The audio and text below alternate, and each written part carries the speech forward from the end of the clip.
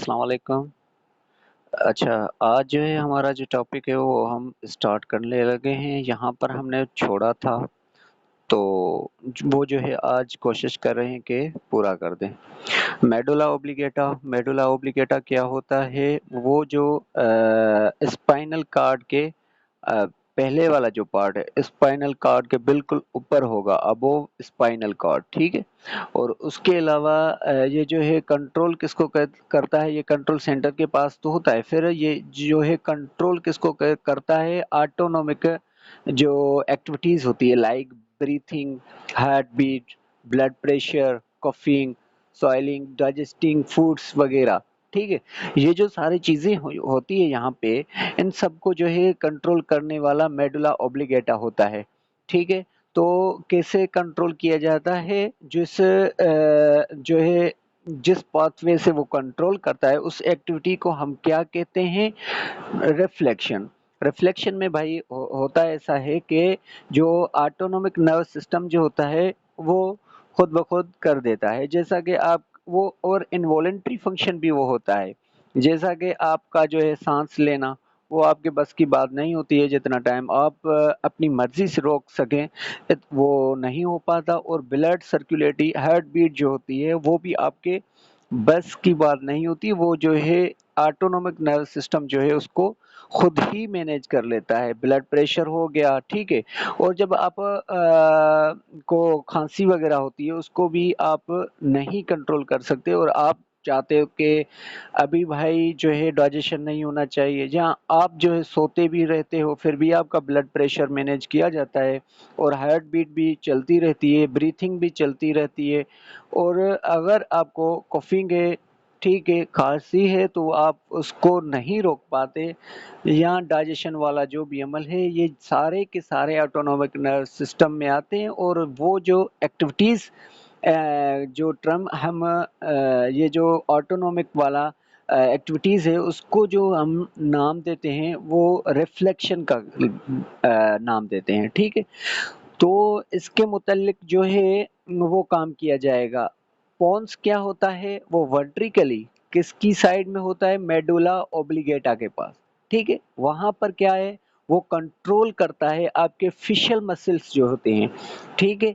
और उसके अलावा वो हेल्प करता है आपको स्लीप करने में, ठीक है। उसके अलावा जो आपका स्पाइनल कार्ड है, स्पाइनल कार्ड क्या होता है? एक बटरफ्लाई शेप्ड होता है, ठीक है। और whitish long tube like structure which is arise from the medulla oblongata and extend down through the vertebral column। वो जो है एक वाइटिश होता है, और एक जो है वो एक लॉन्ग ट्यूब निकलता है। कहाँ से? आपके मेडुला ओब्लिगेटा से। और कहाँ पर वो एक्सटेंड डाउन होता है? आपके वर्टिब्रल कॉलम में, ठीक है। उसके अलावा जो आउटर पोर्शन है इसका, वो कौन सा होगा? वो होगा वाइटिश, ठीक है। सॉरी, आउटर पोर्शन इसका कौन सा है? वो है यहाँ पर वाइटिश है। और जो इसका इनर पोर्शन है वो क्या है? ग्रे है, ठीक है। बिल्कुल किसकी तरह? वो ब्रेन की तरह। ब्रेन में क्या हो रहा था? यहाँ पर थोड़ा सा उल्टा है। ब्रेन में ये हो रहा था कि उसका जो आउटर पोर्शन था वो था ग्रे, और इनर पोर्शन जो था वो था वाइट। यहाँ पे जो इनर पोर्शन है वो ग्रे है, और वाइट वाला जो पोर्शन है वो आउटर है, ठीक है। इसके अलावा वो जो है इसके पास जो है मैनेजेस होती है, जैसे प्रोटेक्शन लेयर थे आपके ब्रेन को, और इसको सेरिब्रल स्पाइनल फ्लूइड एक और प्रोटेक्शन होती है, ठीक है। ये कंट्रोल कौन करता है? सेंट्रल नर्व सिस्टम, ठीक है। और जो है कुछ इसमें रिफ्लेक्शन भी होती है, ठीक है।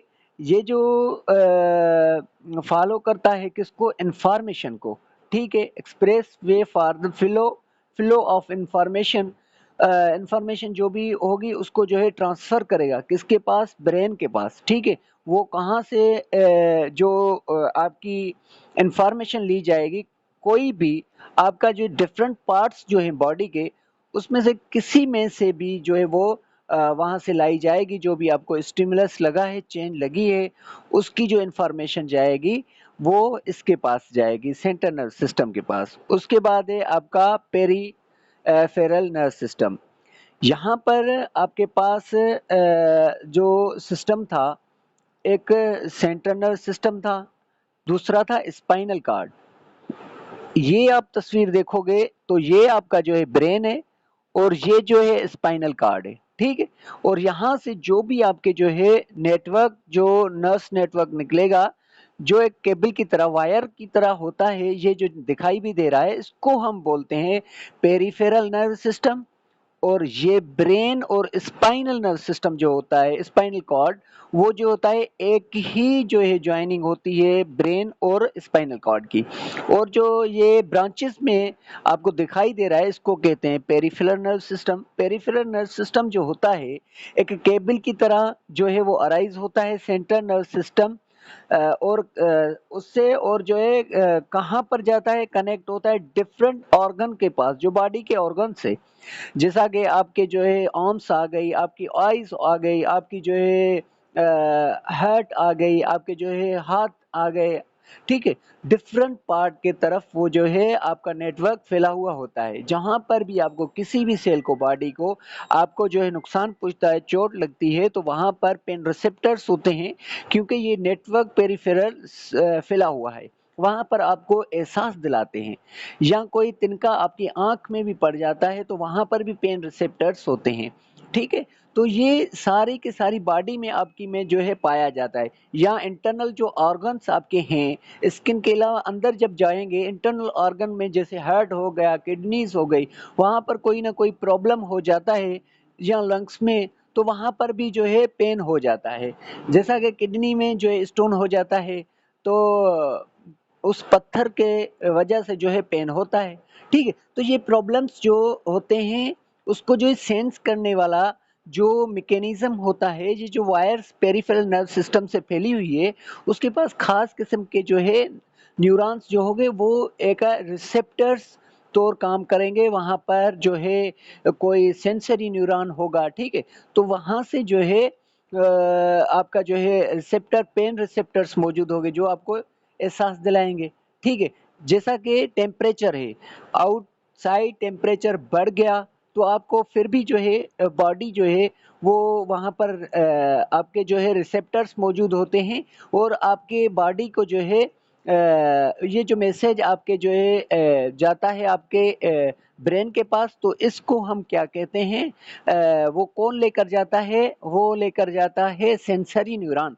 अब वहां से जो इंफॉर्मेशन ब्रेन को मिली, उसने पढ़ा, उसने देखा, अब वो जब भी कमांड करेगा, ठीक है, किसी और के पास जो है अपना मैसेज भेजेगा, तो वहीं से जो दूसरा न्यूरॉन आएगा, उसको हम क्या कहेंगे, मोटर न्यूरॉन कहेंगे, ठीक है। तो ये दोनों ही पाथवे जो है एक साथ काम करते हैं। और जो जाने वाला है, जो इंफॉर्मेशन उठाकर लेकर जा रहा है, जिसको हम कह रहे हैं कि फॉर एग्जांपल टेम्परेचर बॉडी का बढ़ चुका है, आउटर साइड टेम्परेचर ज्यादा है, ठीक है, एटमॉस्फेयर में टेम्परेचर ज्यादा है, ठीक है, आपको गर्मी हो रही है, ठीक है। वहां से जो है आपका जो सेंसरी न्यूरॉन से वो जो है आपका जो है मैसेज किसके पास भेज रहे हैं, ब्रेन के पास। फिर ब्रेन उसको जो है पढ़कर जो है मोटर न्यूरॉन भेजेगा किसी ना किसी हार्मोन के थ्रू, बॉडी को मैसेज देगा कि स्वीटिंग ग्लैंड्स जो है आपके वो खोल दें। और जो है ये आपका स्वीटिंग जब होगा कि मसला, प्रॉब्लम जो आया है वो हल हो जाएगा। जब आपकी स्वीटिंग होगी, पसीना आएगा, कूलिंग होगी, तो फिर जो है आपका मसला जो है हल हो सकता है। ब्लड प्रेशर को बढ़ाया जाएगा।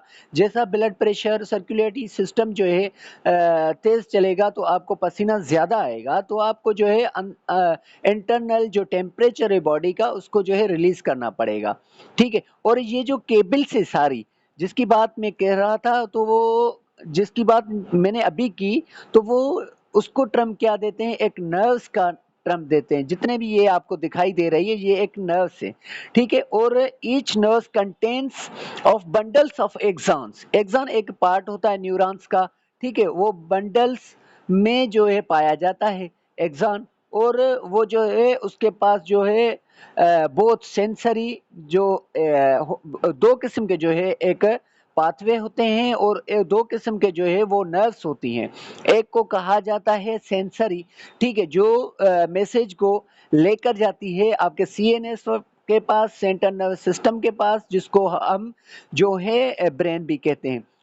उससे जो ले आने वाला बॉडी के पास होगा, जो भी प्रॉब्लम पेश आया है वो मैसेज जो है वापस भेजना और आपके ब्रेन से, उसको हम क्या कहेंगे, मोटर न्यूरॉन, मसले का हल करने वाला पाथवे जो होता है।